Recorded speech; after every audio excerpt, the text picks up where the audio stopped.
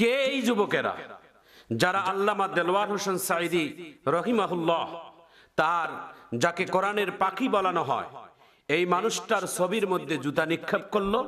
এই যুবকদের পরিচয় কি এবং কোন দলের, আমরা সেটা জানতে চাই। তারা যদি ছাত্র দল হয় এটাও স্পষ্ট জানতে চাই, তারা যদি ছাত্রলীগের হয় সেটাও স্পষ্ট করে জানতে চাই। এই দেলওয়ার হোসেন সাঈদী রহিমাহুল্লাহ বাংলাদেশের সাবেক তিনবারের যিনি প্রধানমন্ত্রী বেগম খালেদা জিয়ার খুব ঘনিষ্ঠ একজন আলেম ছিলেন, এবং জনাব তারেক রহমান যিনি বর্তমান বাংলাদেশের প্রধানমন্ত্রী তিনিও বাংলাদেশের জামাত ইসলামের অনেক একাধিক নেতাদের সাথে এবং ইভেন শহীদ আল্লামা দেলওয়ার হোসেন সাঈদী রহিমাহুল্লাহর সাথেও ব্যক্তিগত সম্পর্ক তার অনেক ভালো ছিল।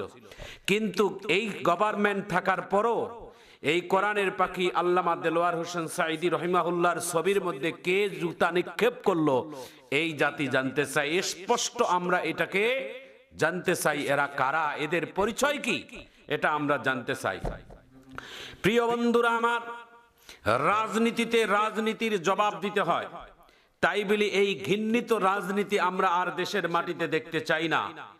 আমরা ইতিপূর্বে ওলামায়ে কেরামদের উপর যারা অবিচার করেছে আল্লাহ তাদেরকে বিচার দেখিয়ে দিয়েছেন।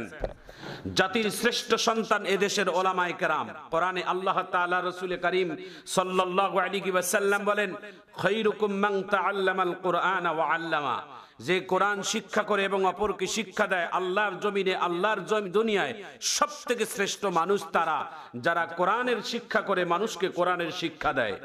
বাংলাদেশের হাজারো আলেমের ওস্তাদ, বাংলাদেশের সকল ইসলামিক স্কলারদের অন্যতম স্কলার এবং সারা বিশ্বের যিনি কোরআনের তাফসীর কারক, দেশ বরণ্য মুফাসসির, গোটা বিশ্বের একজন আলোড়ন সৃষ্টিকারী শহীদ আল্লামা দেলওয়ার হোসেন সাঈদী রহিমাহুল্লাহ ছবির মধ্যে জুতা নিক্ষেপ করে বাংলাদেশের 18 কোটি মানুষের হৃদয়ের মধ্যে আঘাত করেছেন।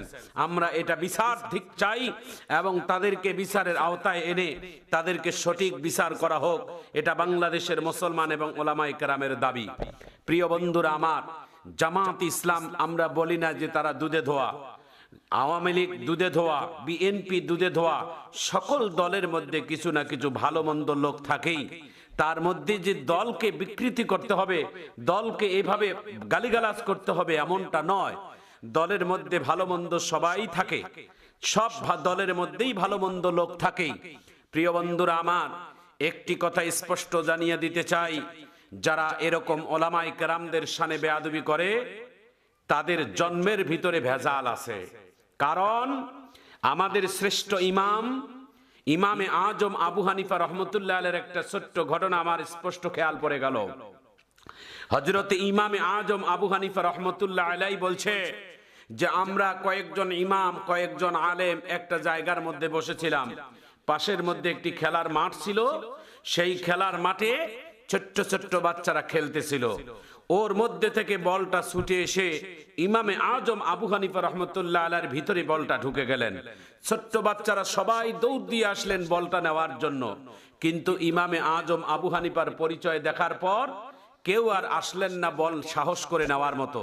কিন্তু ওর মধ্যে একটা দুষ্ট আকৃতির বাচ্চা দৌড় দিয়ে ইমামে আজম আবু হানিফা রহমতুল্লাহ আলাইহির ভিতর থেকে বলটা নিয়ে তিনি চলে গেলেন। ইমামে আজম আবু হানিফা রহমতুল্লাহ আলাইহি পরবর্তীতে ওলামায়ে কেরামদেরকে বলছেন, যতগুলো এখানে ছেলে ছিল এই ছেলেটা আমার ভিতর থেকে বলটা বাহির করে নিল, তার মানে এই বাচ্চাটার জন্মের মধ্যে ভেজাল আছে। যারা জন্মের পরে যারা ওলামায়ে কেরাম, নায়েবে রাসূল, আল্লাহওয়ালা মানুষদের সাথে যারা খারাপ আচরণ করে তাদেরকে আল্লাহ তাআলা তাদের নবীর সাথে খারাপ আচরণ করার সমতুল্য বলেছেন। কারণ আল্লাহ রাসূল সাল্লাল্লাহু আলাইহি ওয়াসাল্লাম বলেন, আল উলামা ওয়ারাসাতুল আম্বিয়া ওয়া ইন্নাল আম্বিয়া আলাম ইউয়ারিসু দিনারান ওয়ালা দিরহামা। প্রিয় বন্ধুরা আমার, ওলামায়ে কেরামের শান মান নিয়ে যারা এরকম বেয়াদবি করে তাদেরকে তওবা করে নেওয়া দরকার।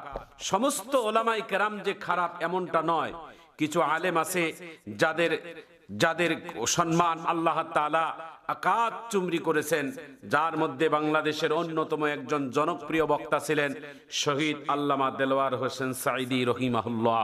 প্রিয় বন্ধুরা আমার, আমি আপনাদের কাছে সকলের কাছে আমাদের আকুল আবেদন, রাজনীতি করেন মৃত্যু ব্যক্তিদেরকে বাদ দিয়ে করেন। জীবিত মানুষ বর্তমান বাংলাদেশে যা যা দরকার এগুলো নিয়ে রাজনীতি করেন। মৃত্যু ব্যক্তিরা দুনিয়া থেকে চলে গেছে, ওদেরকে আর নাড়ানাড়ি টানাটানি করার কোনো দরকার নেই। প্রিয় বন্ধুরা আমার, হযরতে উলামায়ে কেরামের সম্মান কত আল্লাহ তাআলা কোরআনের মধ্যে বলেছেন, বিসমিল্লাহির রহমানির রহিম, ইন্নামা ইয়াখশাল্লাহা মিন ইবাদিহিল উলামা। আল্লাহ তাআলা সাধারণ মানুষদের মধ্যে থেকে উলামায়ে কেরামেরা আল্লাহ তাআলা কে বেশি ভয় করে। এই জন্য আল্লাহ তাআলা কিয়ামতের ময়দানে আলেমদের জায়গা একটু আলাদা ভাবে করবেন। কিয়ামতের ময়দানে 4 শ্রেণীর মানুষকে আল্লাহ তাআলা বাছাই করে আলাদা করে রাখবেন, যার মধ্যে 1 নাম্বার হচ্ছে নবীদেরকে, 2 নাম্বার হলো সিদ্দিক শহীদ, 4র্থ নাম্বার হলো জাতির শ্রেষ্ঠ সন্তান হযরতে উলামায়ে কেরাম, কোরআনের হাফেজ। তাদেরকে বলা হবে কিয়ামতের ময়দানে ইকরা ওয়ারতাকি ওয়ারাত্তিল কামা কুনতা তুরাত্তিল ফিদ দুনিয়া ফা ইন্না মানজিলাকা ইনদা আখিরি আয়াতিন তাকরাউহা। দুনিয়ার জমিনে যেভাবে তোমরা কোরআন পড়েছো, আজকে কিয়ামতের ময়দানে রবের সামনে তেভাবে কোরআন পড়ো। কোরআন পড়তে পড়তে যেখানে তোমার শেষ হবে, ওই জায়গায় তোমাদের জন্য জান্নাতের মঞ্জিল হয়ে যাবে। হক্কানি উলামায়ে কেরাম যারা, তাদের সোহবতে তোমরা থাকো, আল্লাহ ওয়ালাদের সোহবতে থাকো। আল্লাহ ওয়ালাদের দাম কত, আল্লাহ ওয়ালাদের দাম কত। এর থেকে একটি ছোট্ট ঘটনা আপনাদের কাছে শোনাই। ভারতের একজন বিখ্যাত আল্লাহর ওলি, নাম তার শাহে দৌলা। জামনার একজন যুবক লোক ডাক দিয়ে বলে, ওগো আল্লাহর ওলি, আমি আগামীকাল ব্যবসা করব, নতুন ব্যবসা প্রতিষ্ঠান শুরু করব। আপনি জামানার একজন আলেম এবং আল্লাহর ওলি, আপনি আমার জন্য একটু দোয়া করে দিবেন, আল্লাহ তাআলা যেন আমার ব্যবসার মধ্যে বারাকা দান করেন। হযরতে শাহে দৌলা তার জন্য দোয়া করে দিলেন। বৃদ্ধা মানুষ মাথার মধ্যে হাত দিয়ে সূরাতুল ফাতিহা তেলাওয়াত করে যখন মাথার মধ্যে ফু দিলেন, ফুয়ের মধ্যে আল্লাহর ওলির মুখের থু যাইয়া মাথার মধ্যে লেগে গেল। যুবক লোকটা চিন্তা করলো, আল্লাহ, একজন আলেম, একজন আল্লাহর ওলি, তার মুখের মধ্যে থু আমি মাথার মধ্যে পাইলাম। সাহাবায়ে কেরাম নবীর থু পাইলে তারা জিহ্বা দিয়ে চাটিয়া খাইতো, নবীর মুখের থুয়ের তো তামাম পৃথিবীর থেকে বেশি দাম। নবী বলছেন, আল উলামা ওয়ারাসাতুল আম্বিয়া, নবীর পরে নবী নাই, কিয়ামতের আগ পর্যন্ত কোনো নবী আসবে না, তবে নবীর ওয়ারিস থাকবে কিয়ামত পর্যন্ত। তারা হলেন ওয়ারাসাতুল আম্বিয়া, যাদের সিনার ভিতরে হাদিস থাকবে, কোরআন থাকবে, তারা হলো নবীর মোতওয়াল্লি, নবীর ওয়ারিস। ওই সমস্ত উলামায়ে কেরামদেরকে যারা মহব্বত করে, তারা আল্লাহর নবীকে মহব্বত করলো।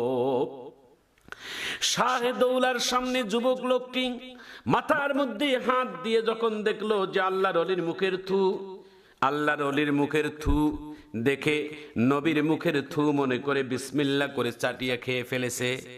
আপনার আমার কাছে ঘৃণিত মনে হয়, কিন্তু আল্লাহর কাছে এত দামি, এত এত দাম হয়ে গেছে যুবকের।